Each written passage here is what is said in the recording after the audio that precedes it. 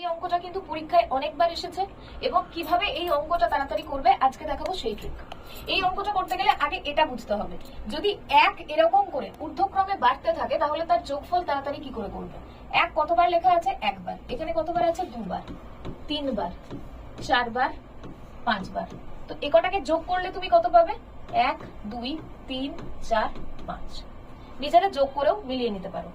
এবার এখানে এই একই অঙ্ক আছে, তুমি যদি এই ভগ্নাংশ পোর্শনটাকে আলাদা করে দাও, প্রত্যেকটা ভগ্নাংশকে আলাদা করে ঘিরে দাও, দেখো তুমি এটাই পাবে 1 প্লাস 1 1 এরকম করে গিয়েছে। তো এর যোগফল কত হবে? 1 2 3 4 5।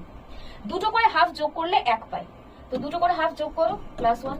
এখানেও দুটো যোগ করো +1। এখানে একটাই হাফ পড়ে আছে, তো যেটা আছে সেটা রেখে দাও। যোগফল কত হবে? 1 2 3 4। 5 এর সাথে 2 যোগ হবে, ইউনিট ডিজিট যোগ করো, কত হবে? 7 পূর্ণ হাফ। এই অঙ্কটা যদি বুঝতে পেরে থাকো এবং এরকম